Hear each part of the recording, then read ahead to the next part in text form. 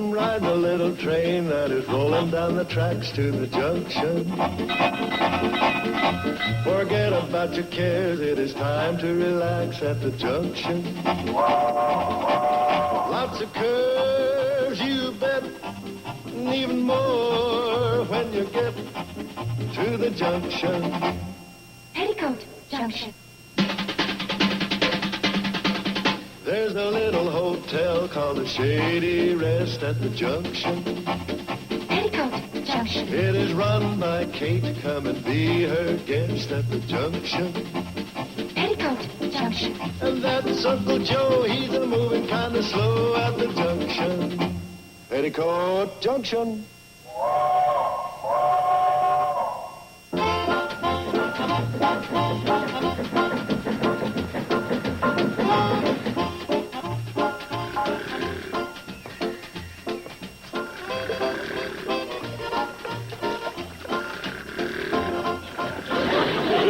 I can't do it. It's too nice a day. Hi, Steve. Hi, Mrs. Bradley.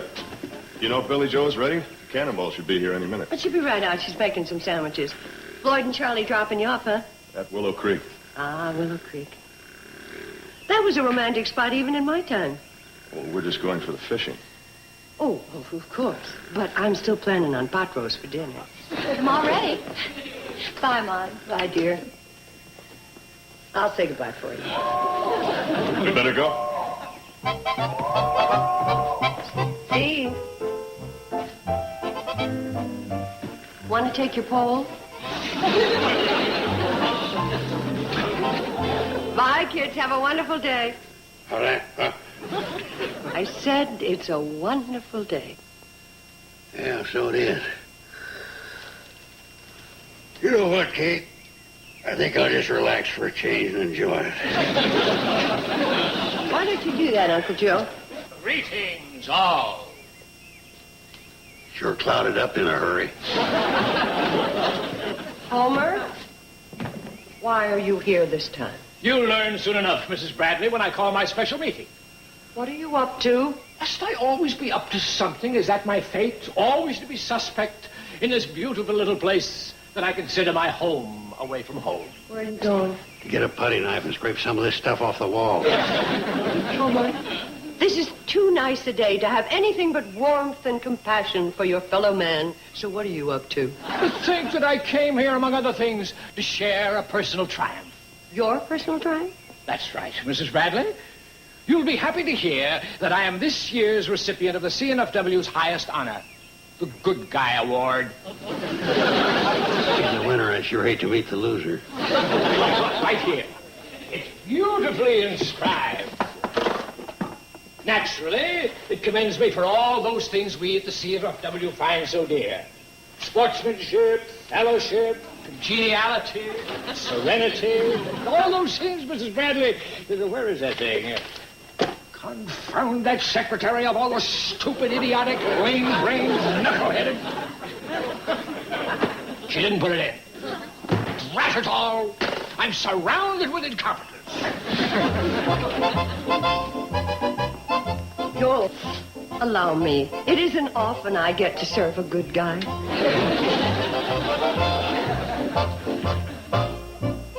And this meeting will now come to order. Oh, come in, come in. Sit down, sit down. Make yourselves at home. This is our home. That's a figure of speech, Mrs. Bradley, figure of speech. Ladies and gentlemen, the CNFW Railroad has decided to take a major step in assuring you people of this beautiful little valley of the best possible rail service, and has therefore vested in me the authority of selecting a general manager in charge of the Cannonball. That's great. I have therefore convened this meeting in order to make an official announcement. Will Mr. Charles Pratt please stand? Well, Mr. Bedlow, I appreciate the offer very much, but Floyd and I have always worked side by side, and, well, I just couldn't consider the offer unless he was made co-manager. Thank you, Charlie. And as co-manager of the Cannonball, I promise... Hold it! I haven't appointed either one of you manager. Boy, I never got fired from a job so fast in all my life. I was merely trying to point out to you that as operators of the Cannonball, I'm sure the manager will have your full support. Now then, In going over my possible list of candidates, I said to myself, what this job needs is young blood, a man with youthful ideas. Oh, Steve. Mr. Bedlow, I object. Will you please sit down? The reason you're selecting Steve is because you're trying to break up the Carson Elliott Enterprises, and I ain't going to stand for it. Mr. Carson. I got news for you, Bedlow. This young boy wouldn't leave the Carson Elliott Enterprises no matter what you offered him. Mr. Carson. Go ahead, offer him a bigger salary. Give him stocks and bonds. You'll see nothing will sway this young man's loyalty. Carson Elliott Enterprises are going to last forever. Are you through, Mr. Carson? Yeah, I'm through. All right. I therefore announce that the new general manager in charge of the cannonball operations is Mr. Joe Carson.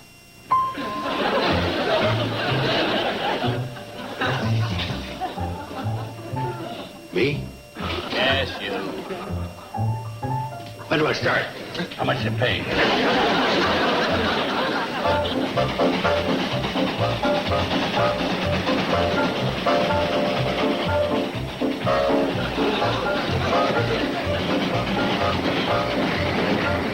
So the new general manager's economizing, huh? Boy, oh boy, oh boy, oh boy. That bad, huh? You know what he said? He says, boys, you can do better than burning 72 pieces of cardwood between Pixley and Hooterville. I'd like to see you cut it down to 58. And do you know how he wanted us to cut it down? By coasting. Both ways. Kate, it don't take no Einstein to figure out that when you're making a round trip, one way is downhill, the other's got to be up. I figured it out right off. Oh, there you are, men. You got 3 minutes to get back on the cannonball and get up steam. But just a minute, they haven't even finished their coffee and donuts yet. I'm cutting out coffee breaks. Coffee breaks are the ruination of the management class. Mr. Bedlow, may we speak to you, please? Certainly, certainly. Uncle Joe, what's got into you?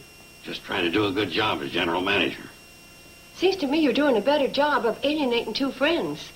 Now, save your breath, men. I won't listen to one more word against my general manager. Whatever he says goes. I'll back him up all the way. We stand together. Right, J.C.? Yeah, right, H.B. Oh, boy, oh, boy, oh, boy. Hey, that's just what I was saying. Come on, FS. Right with you, CP. Bye from KB.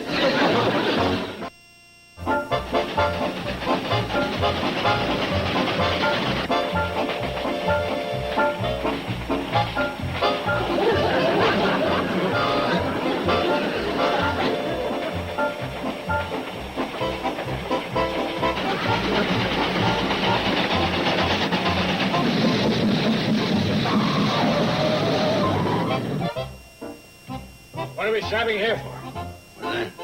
Oh, hi, H.B. I said, what are we stopping here for?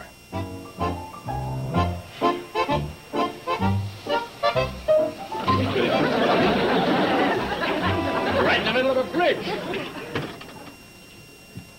Oh, that's Willow Creek. Boys are probably fishing. Fishing? Yeah, they catch a nice mess of trout. Charlie fillets them. Floyd fries them on the firebox. By the time we get into Hooterville, we got a mouth-watering, finger-licking treat. J.C., we're supposed to be running a railroad. Oh, that's right. I'll handle this, H.B.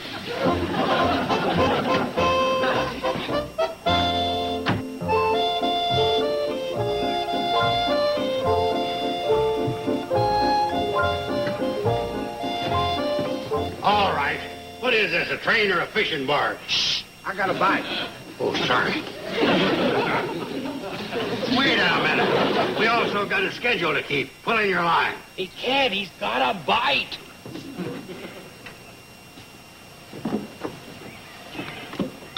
Now he ain't. Joe Carson. I never saw the day. Look, I got a railroad to run. Now hit that throttle. All right, Floyd. Anyway, we got enough for you and me.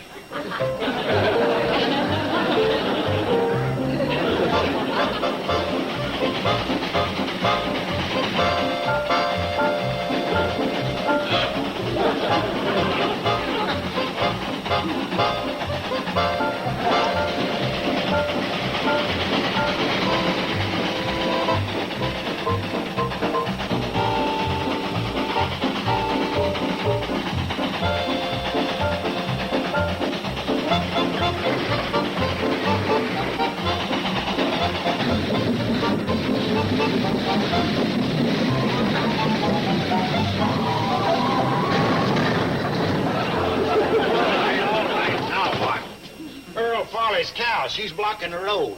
Well, give her the whistle. Why give her a whistle? She's already got horns. I guess general managers don't like jokes. What I want is action. Give her the whistle. Joe, she's grazing. You give her the whistle now, she'll get all bothered, and she won't give out come milking time. What do you expect me to do? Well, why not follow regular procedures? What's that? Well, you get out the checkerboard, play 4 or 5 games. First thing you know, you look out there and the cow's gone. I ain't holding up the cannonball for no checker game. That ought to do it. Yeah, it'll do it. And Earl is going to be plenty mad when his cow comes up a pail short.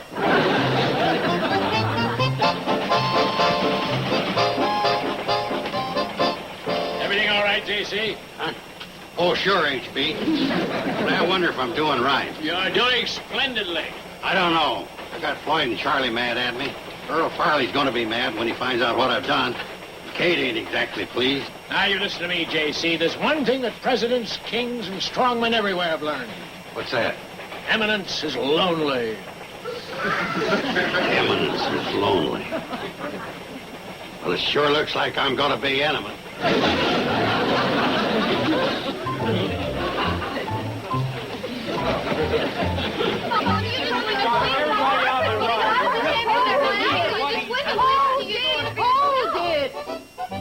Now, let's have this joyous news one at a time. Ladies first. Well, you know how Charlie and Floyd always hold the cannonball till the school kids get on? Mm-hmm. Well, Uncle Joe said he had a schedule to keep, and he made Charlie and Floyd leave Hooterville before all the kids got there. Huh. The general manager's done it again. It's getting so that everybody in the valley is down on Uncle Joe. Well, Charlie, Floyd, what's your complaint? We don't have any. You mean you don't have any quarrel with the way Uncle Joe's running the cannonball? That's right. How come? We quit. You two quit? Then who's going to run the train? Yes. Don't tell me. Well, Uncle Joe doesn't know how to operate the cannonball. He not only doesn't know, he's out there proving it. You ought to see him. He's down there trying to back the cannonball up to the water tower to take on water.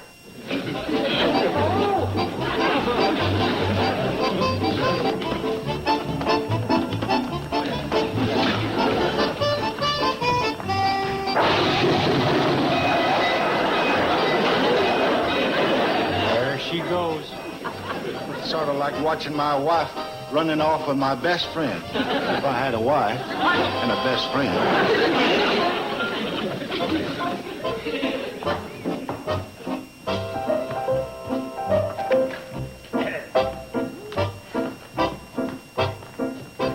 Bedlow, how did you get here? I thought you was on the train. Oh, come now, me ride with that maniac at the throttle. Besides, I have to be on hand to greet our president, Mr. Curtis, when he comes here on his inspection tour. You mean the cannonball's going to be inspected by the president of the road? Oh, boy. Oh, no. So now the last piece has finally fallen into place. You know, Homer Bedlow, you have no shame. Oh, I have a little, but fortunately I'm able to rise above it. Now, excuse me, I have to go up and freshen up for our president's visit. Bum, bum, ba, bum, ba, Listen to him. He's so happy he's humming his theme song. Mom, what's going to happen to the cannonball? With everybody in the valley mad at it and Charlie and Floyd not even running it, what'll Mr. Curtis do? Shut it down if Homer Bedlow gets his way, but not if we get ours. Now, boys, when Uncle Joe gets back from this return trip, I want you to rush down and take over the cannonball. We can't do that, Kate. We quit.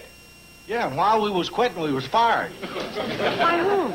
By His Eminence J.C., the GM. It's the only way to save the cannonball. You gotta go down, take it over, run it into Hooterville, pick up Mr. Curtis, and act like nothing is wrong. I don't know about taking over. You know Joe. Oh, well, Uncle Joe may have his faults, but you can reason with him. And so, okay, manhandle him and take over the train.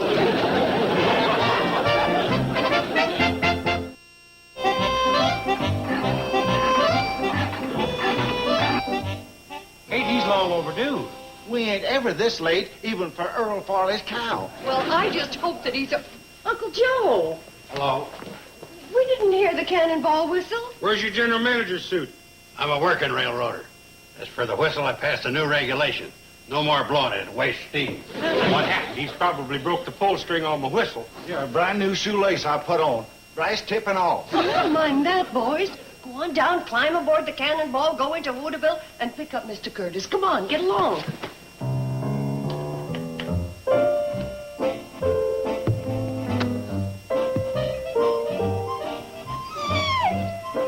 Oh, that ain't necessary. You don't need to come around and give me sympathy. I brought this whole thing on myself, acting the big shot general manager. Must have set a record for making enemies. Ain't got a friend left between Hooterville and Pixley. When I got through working on my two-legged friends, I started on my four-legged ones. You gotta be real ornery to get cows sore at you.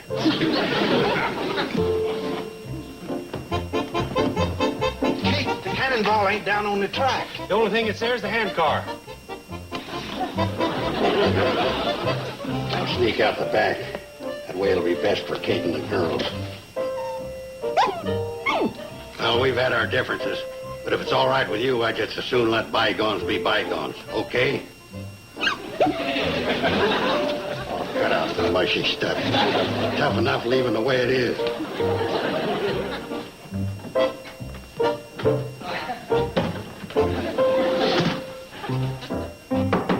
Come in. Uncle Joe, where's the cannonball? The cannonball? It's in the Pixley Depot. You mean at the Pixley Depot? No, in the Pixley Depot. I couldn't stop her at the end of the line.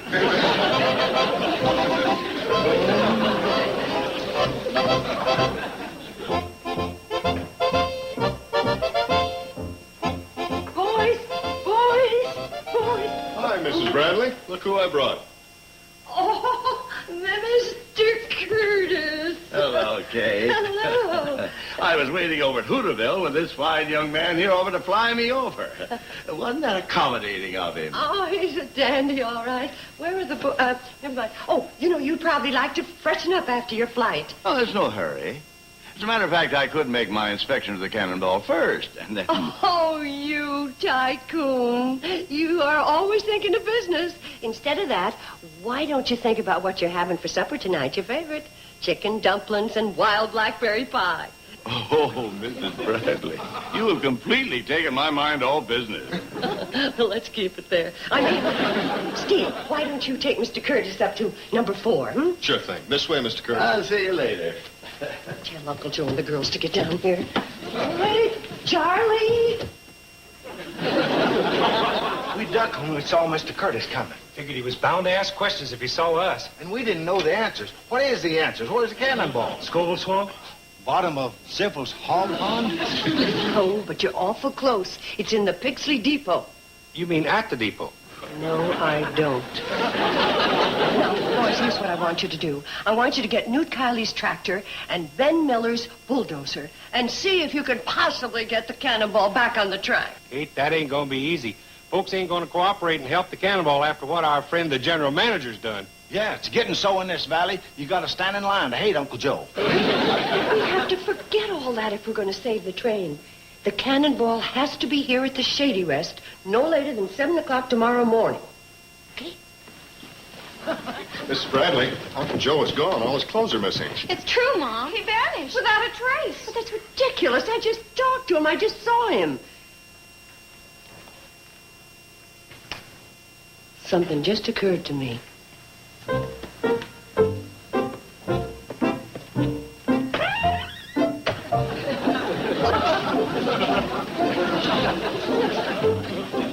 You didn't think he'd run away on an empty stomach, did you? Wonderful dinner, Mrs. Bradley. Wonderful dinner. Thank you, Mr. Curtis. And see, how about taking an after-dinner run on the cannonball, huh? Ah, there he goes, thinking of business again. Mrs. Bradley is right, Bedlow. Now, let's forget business. Yes, but I just I'm thought... enjoying myself with these people. I always do. I'm worried about the cannonball. I think we should investigate. Cannonball's been running for years. Waiting one more day won't matter. But why we're not doing anything? Say, Mr. Curtis, how would you like to sing some old songs like you did the last time you were here? Right, I would really like that. Oh, wonderful girl. Steve, have a wonderful surprise for you. A fine baritone. Well, fine, fine. And what would you like to sing? Well, how about Oralee? Remember that? Oh, you're right. And Bedloe, if you are going to pout on key. As the blackbird in the spring neath the willow tree sat and piped, I heard him sing, singing Oralee. Oralee, Oralee, made with golden hair. Joe, I thought I told you to stay in your room. Because the president of the CNFW is here, that's why. That's all the more reason the general manager of the Cannonball should meet with him. What are you going to tell him when he asks about the cannonball? That's all the more reason I should stay in my room. Until Mr. Curtis leaves in the morning. Say, don't forget my breakfast. I want ham and eggs, hot cakes. How can you think of food at a time like this? That just shows I got the making of a real executive. Don't get ruffled in times of crisis.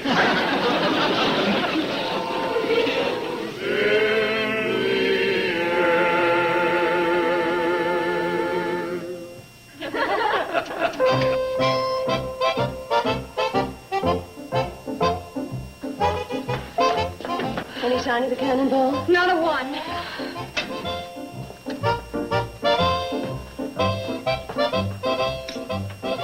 More coffee? No, thanks. No, we'd better be getting on our way. How about some more blueberry muffins? Well, I don't mind if I do. I can have them later on the train. Mr. Curtis, what if I'd have Steve fly you to Hooterville? Save you some time. Well, thank you, Kate. But I think I should take at least one trip on the Cannonball, if only for business reasons. You see, it makes my trip tax deductible. Oh, say, Mr. Curtis, remember the time you rode the handcar? Do I? Now, that was a lot of fun. Yeah, we still have it. Wouldn't it be a riot riding it into Hooterville? You know, after a big breakfast, the exercise? Yeah, well, thanks. But when it comes to riding hand cars, I think I've had it. I think we've all had it. Mr. Curtis, there's something you should know. Pardon? I said there's something you should know, and I want to tell you. Well, there's the old Cannonball. Right on schedule. And what did you want to say? I was just going to say that the cannonball would be on schedule, as usual. Right, Mr. Bedloe? Bedloe. It's all right. I'm used to him. You know, I could never understand how he could win the Good Guy Award.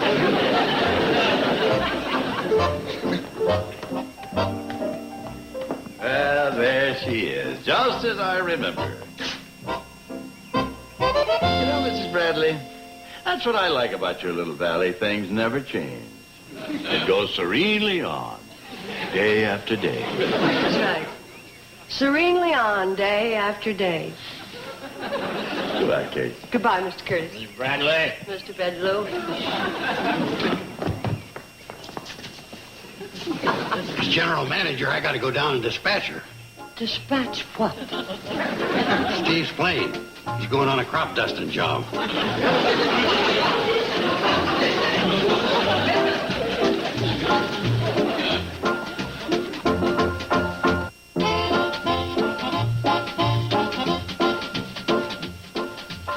TV Land's Saturday Cavalcade brings you Big Stars, Little Screen, our sampling of Hollywood stars appearing in unjustly forgotten television treasures. This Saturday, tune in for Patrick Swayze, Red Fox, and Rock Hudson in 3 rarely seen programs, starting at 12 noon Eastern, 9 Pacific, only on Nick at Night's TV Land.